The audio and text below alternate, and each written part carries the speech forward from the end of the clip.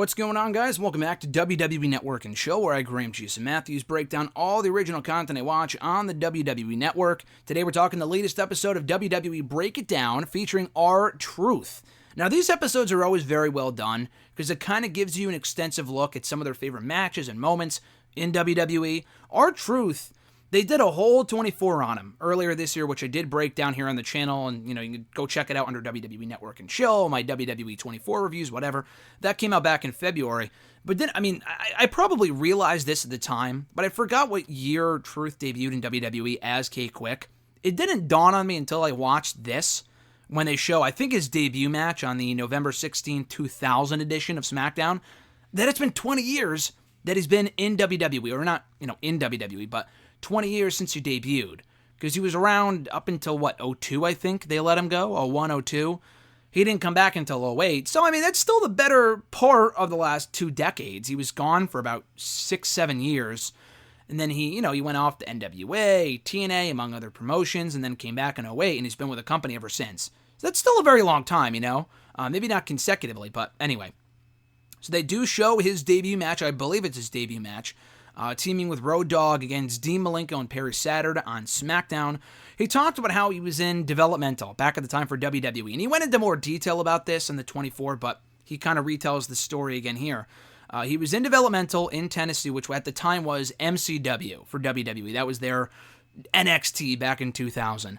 Road Dogg was visiting, and he saw Truth do his rap, have his match with Jerry Lawler, and Road Dogg asked him, "Hey, my name's Brian James. Would you like to be my tag team partner?" And Truth is like, "Well, yeah, obviously. If it gets me up to the main roster, why not, Because I guess at the time, Billy Gunn got hurt, and he needed a new partner. And R-Truth talked about how surreal it was for him, and it made the blood, the sweat, and the tears from everything that he experienced up to that point worth it. And he said that he could not have come into WWE in a better way. He said he was energized by every beat, every word during the rap, the Get Rowdy song, which is actually a pretty good song 20 years later. It's still a very good song. He called it explosive. But he said that, being in the ring with Malenko and Saturn, he wanted to make sure that he was up to par. And he said being in the ring with those guys was a great feeling.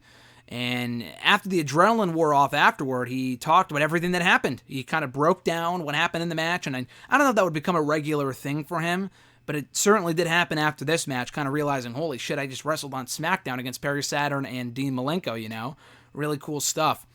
So then the next match they explore is his return match to WWE after leaving in 01, 02, whatever, like I said earlier. He came back in 2008 as R-Truth. Now, I think he was Ron the Truth Killings in TNA, if I'm not mistaken. So it's kind of a playoff of that. Thankfully, they did not bring him back as K-Quick. He was a different... I don't know if they acknowledged that he was in the company before, but they did bring up how... I think he went to jail in that time. He had a really rough upbringing and among other things. So they kind of bring that up, which was nice and whatever. So they show his return match here against Kenny Dykstra from the August 29th, 2008 edition of SmackDown. That's not a name, or rather that's a name I had not heard in some time. That is not a name I've heard recently. Now, I know he made a comeback on SmackDown about, 4 years ago, very briefly as part of the Spirit Squad shit with Ziggler and Mikey Mondo or whatever his name is. But yeah, Kenny Dykstra. I think at the time he was really, really young, because when he came back to SmackDown a couple of years ago, he was either in his late 20s or early 30s, which goes to show how young they signed this kid. And I always liked Dykstra. I remember watching this match. I remember watching this episode of SmackDown. And I remember the vignettes for R-Truth and when they brought him back. I didn't know that he was in the company before. I didn't know he was in TNA. I wasn't watching TNA when he was there. But it was I do remember the match, and I remember Dykstra was gone for such a long time. He came back, got buried. I don't think he ever won a match, and then he got released a couple months later. So if this isn't Dykstra's final match in the company, it was Truth's first match back. It very well may have been Dykstra's final televised match before getting cut again a couple of months later. Not again, that was his first time getting released. Anyway, so Truth says that he felt that he was ready for that return at that point in time. He matured while he was away from WWE. He said that all systems were go at that time. And he talked about the fans were interested to see how he would be, how he would come back, whether it be as K-Quick, Ron the Truth Killings, R-Truth. They didn't really know what to expect, but he wasn't really worrying about that. To him, that match was all about introducing to the fans who he was and what he was all about. And he's not ashamed of his past, and he wanted to perfect those mistakes that he made and, better improve himself from that point forward. We next see his match with The Miz from the May 24th, 2010 edition of Raw, when he won the United States Championship from The Miz. They first kick off, they don't even mention the fact, I mean, I remember this because I remember watching it, but like the first thing you see is him like walking away from the ring with a championship. So I don't know why they didn't initially mention that he won the United States Championship that night, but he said that he may have gone, he doesn't really quite remember, but he does remember going to TGI Fridays to celebrate the U.S. Championship win that night. He brought it to his parents' house, he was really proud, showed his kids, blah, blah, blah. So he said sometimes after he won it, and he only held it for about a month. They really cut it short, and The Miz was a great champion. I'm not really sure why they bothered to give Truth the belt in the first place, so they were just going to take it away from him a month later. And it's not like it wasn't working. I mean, he was getting over, he was having a decent run, he was winning matches, and then, I don't know, very bizarre. So anyway, he said sometimes he would just look at that championship and replay his past of everything he had been through and everything else, and how much it meant to him and how much it was worth it to be there at that point. And he said nothing but gratitude. He felt nothing but gratitude for, being the United States champion, representing the country, blah, blah, blah. He also said that he feels The Miz does not get enough credit, one of his favorite guys to work with. And that immediately transitions into the match that he had with The Miz, alongside The Miz, at the Survivor Series 2011 pay-per-view against against The Rock and John Cena at Madison Square Garden in the main event. What a match, and the match isn't that great, but what a night. It was such an electric atmosphere. What a build. It was an interesting build with them kind of positioning Miz and Truth as threats, and they didn't win, and it was kind of all downhill for them from here. But they tried, and it was a cool moment for them nonetheless to say they headlined Madison Square Garden at Survivor Series with The Rock and John Cena. I mean, how many people could say that, at this stage of their respective careers? But anyway, he said that his career was in a spin cycle that summer back in 2011. He talked with the little Jimmy thing and how it kind of took off, how it turned into a big thing despite it not supposed to being. It wasn't intended to be a new character trait for him back in 2011 when he turned heel. He was using that as an example in one of his promos, and then people ran with it, and it turned into something much, much more. And it was so entertaining. I loved heel R-Truth back in 2011. I really wish that we would get that back, but I realized it's been a decade and we never will. And he's great in his current role, but it would have been nice if they turned him heel at least one more time in the last couple of years. Maybe because people love him so much that we'll never see that again. But he said the Miz embraced it. Many people wouldn't, but The Miz embraced it. And The Miz, he said, helped him with his music, helped him promote the music, got, parenting advice, whatever from The Miz. He said that he's one of the coolest guys off camera and one of his favorite people ever. And he brings up a story how The Miz wrote a rap, which ended up becoming the You Suck, the playoff of the What's Up rap. It ended up being You Suck. The Miz was the one who wrote that. And it just, Truth felt bad because he didn't want to tell him it was bad. He felt bad not telling him the truth, no pun intended. So Cena, apparently hearing Miz give Truth the rap off screen, he just yells, "Yo, Truth, tell him to give him the truth, Truth. Tell him how bad it is. Tell him it sucks." And that's when they incorporated the "You Suck" part into the rap, which was hilarious. But he said that he wanted that moment with The Rock in the ring, just everything that went into it, the build, the atmosphere, the opponents. It was just an iconic night, he said. And that he fed off The Rock's energy. Everything played its part to make it special, he said, and he can't be mad at that. And then, even though he lost, you can't be mad at the fact he just headlined MSG at Survivor Series with The Rock and John Cena. It doesn't really get much better than that. Despite the fact he was suspended like a day later because he messed up. I don't think he was supposed to wrestle on that show. They didn't mention that here, but he mentioned it, I think, on Jericho's podcast a couple of years ago that, he had that moment, and I think he got suspended, for violating the wellness policy like a day before.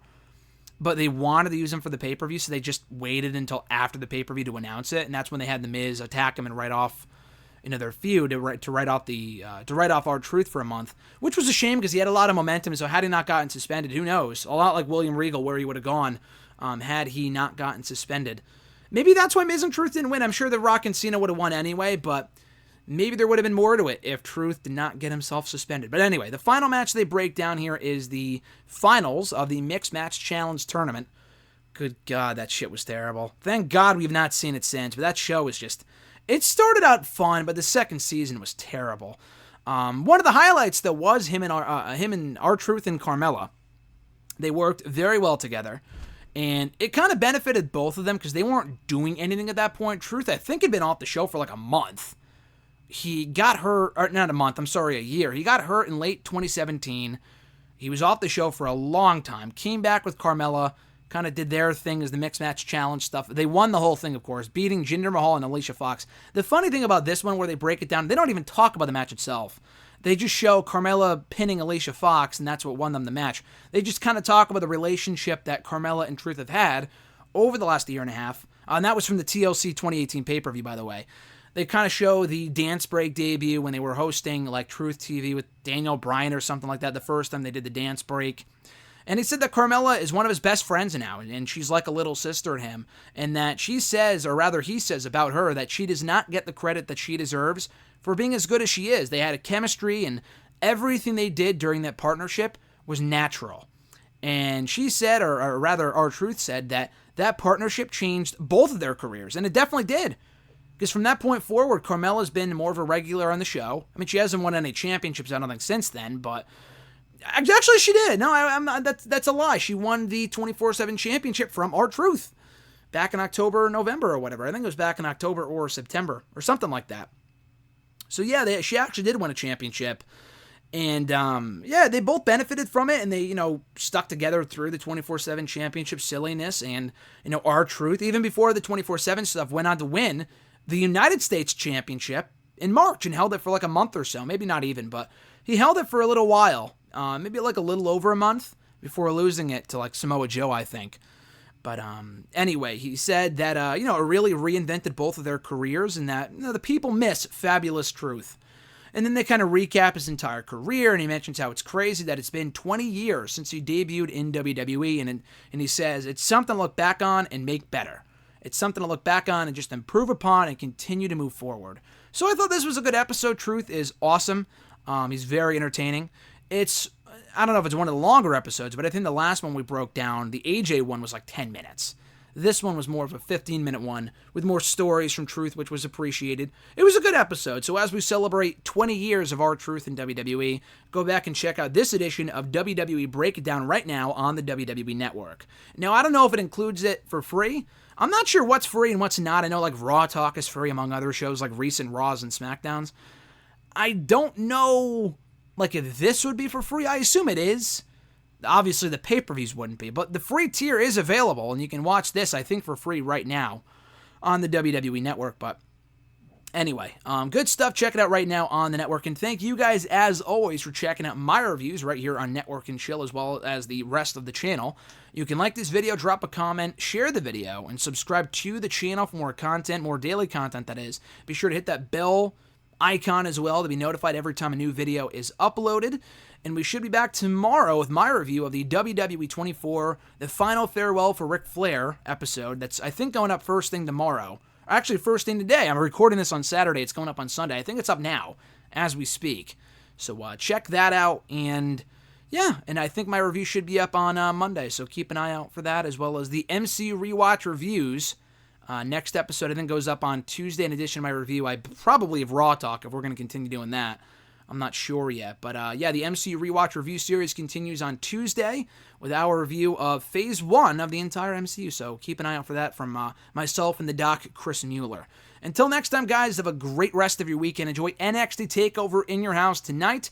I'm Graham G. Matthews, and I'll catch your ass down the road.